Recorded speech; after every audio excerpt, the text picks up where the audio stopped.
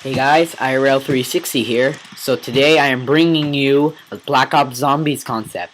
So let's get started. So, first off, the mystery box.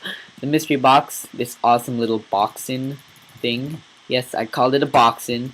And it will randomize your weapon, and it will dispense your weapon if you have enough points. So, also remember a prototype. All of these are prototypes right now because I am not done. I am not done with them. I'm just proving that it is possible to make stuff. So this will actually there's a special feature in this mystery box too. It has a Teddy objective, and it can, like, if your Teddy objective is set to 1, for example, it'll go to this mystery box. If it's set to 0, it'll go to this mystery box. So this is basically hooked up to a giant thing. This is hooked up to this randomizer that I got from Codecrafted. Yeah, he did a great job on this, but I didn't know how to do how to find the inputs here, so I finally found it. And this will now find a random.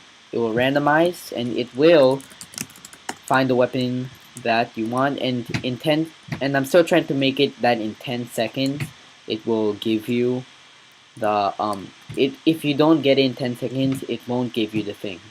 So now let's move on to the perks. So far I made Juggernaut, but that's really simple. So I'm Quick Revive. Yeah, Quick Revive. This is not simple at all, but I think people shouldn't be lazy and just get a regeneration potion. Oops, I broke the sign. Well, whatever. So it's still a prototype, remember, so click this. It says you need a little revive. Kill myself. It will set my spawn point. It will revive me, and I cannot die in this mode, in survival or adventure mode. I cannot die. Because why? Because I have a regeneration potion regeneration effect times 100 affecting me. So right here, it's really complicated, and if you want me to post a tutorial on it, I will. If this video gets probably 15 likes and someone asks me for it, I will. So this test for if you actually don't have Quick Revive, so you don't keep spamming the system. I'm still trying to make this RS Snorlash like stay automatically after you die. And it will set AP Quick Revive 1, which will set your mean you have your Quick Revive, and it'll say you need a little revive. So here's a bunch of clocks I set. This tests for your health if you died, and this tests for if you actually have Quick Revive. So I don't have Quick Revive right now, so this AND gate is currently on. This part of the AND gate is on because I'm not dead, obviously. So if I did have Quick Revive right now, like for example right now, this turns on and that turns off. And if I die, because it searches for I have a minimum of 1. So if I die, it will turn this on because, well, Minecraft doesn't use decimals in their health objective. And by the way, to make this the health objective is really the key to this, and it will test if you died or not, because because the only thing lower than 1 for the health is 0, and that means you're dead. So it'll activate this AND gate, activate this RS Snorlash, activating this part of an AND gate. So this is actually really complicated right here if you're trying to understand this. This tests for your health being 17 or over. That means you have about full health.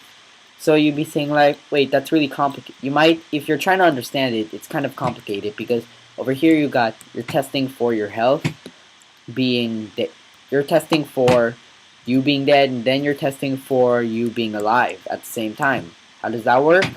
Well, it uses the same objective, and after it tests you for being dead, it will test you for being alive, because after you die, you have a respawn screen, and after you click the respawn button, it will use the effects.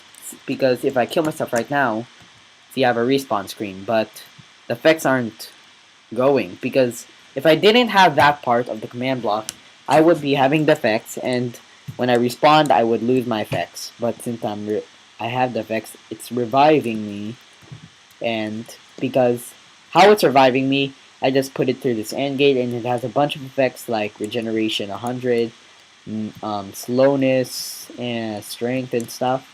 And it sets my one of the objectives here. This sets my spawn point. This sets my quick revive to 0, so I don't have quick revive anymore. And if you want to use Tombstone, that's a little bit more complicated. I'm still testing about Tombstone, and you're gonna have to try that out yourself. You can always like do some random like AND gate or OR gate and like get that to work. So now let's move on.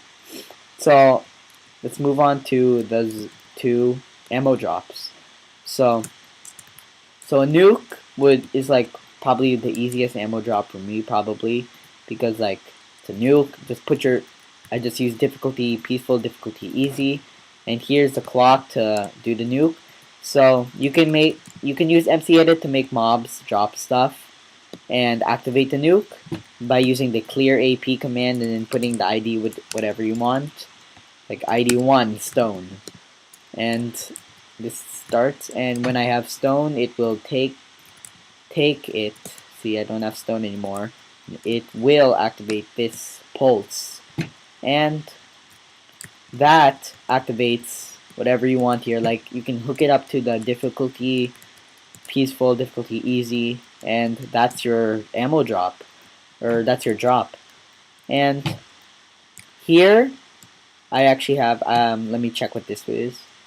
Oh yeah, this is the how you're gonna get points if you kill zombies. So if you kill zombies, you're gonna get like about 50 points stuff. That's kind of simple compared to like the quick revive one, which is really a pain to try to do. So here's my zombie barricade thing. This uses a clock, so every time you click on it, it activates this clock, which uses an add and subtracting redstone counter I got from someone on YouTube. And this redstone counter is not my design and stuff, and I broke that thing. So remember, that is not my design, and I want to thank whoever made that. I forgot his name, but be sure to look up redstone counter and you'll probably find him. So this is the zombie side right here, where you would cut down barricades, and this is the survivor side where you would build barricades.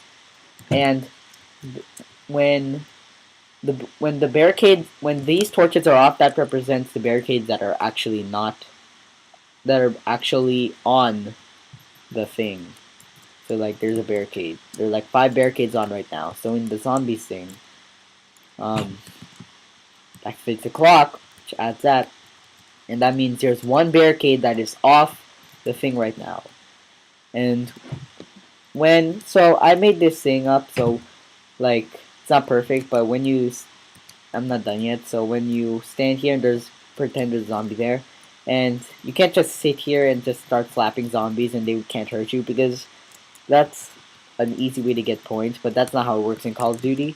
So I made this thing, so when there's an AND gate, so when there's 2 things stepping on stone plate, it activates this clock, which activates this effect. It can be like instant damage or whatever you want. So finally, we have, oh wait, not finally. So here's some stuff. Here's Sethblink's mortar filter, which will come in handy for a trap in Black Ops Zombies. This is another one of his awesome filters that spawns and deletes structures, which I will definitely use in the Zombies game. And finally, there's a pack punch. Yeah, pack punch. And now why you may think, oh, look at all these iron swords, cross defibrillator, because blah. So how this works is, well, you click the button, and if you have enough points, it'll take away your points, and it will give you an emerald. So the emerald is an indicator that you bought Pack Punch. How you work it, you click on the villager. This villager is invincible, by the way. You can't kill him because of Sethblink's filter. And just put an emerald there, put a bow there, and boom, you got Mustang and Sally. Mustang and Sally. Mustang and Sally. I love that gun. Okay, so see, this is the only like drawback of it. It doesn't use a distinctive names.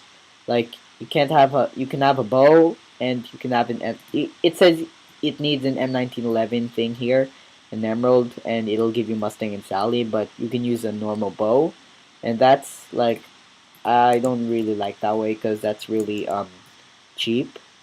But you know, Mustang and Sally, you got Mustang and Sally. Yeah, and there's a bunch of other things here that you can use.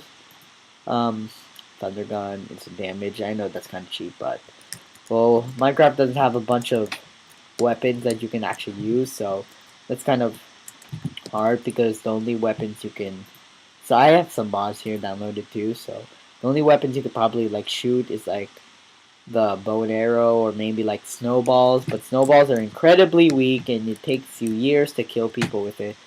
So but you can make a pack punch out of hoppers things. It is possible because the hoppers are actually when you try to put something in a pack of its own, it is word sensitive. So you can't. So if something has this different name but has the same but is the same type of something, you know what? Let me just explain it like this. So here's a normal iron sword. Here's a cross defibrillator. If you have an iron sword, it will not go into that cross defibrillator. If you have an emerald and you rename the emerald something else like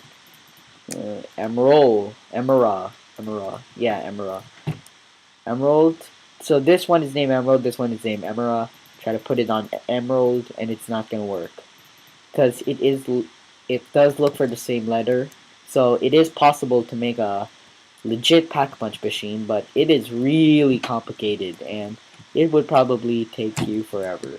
And I'm just experimenting this right now. And if anyone has suggestions or anything for this for my Black Ops Zombies, please leave a comment and subscribe. And I am also going to be making a Black Ops Zombies game using a custom map I'm going to make.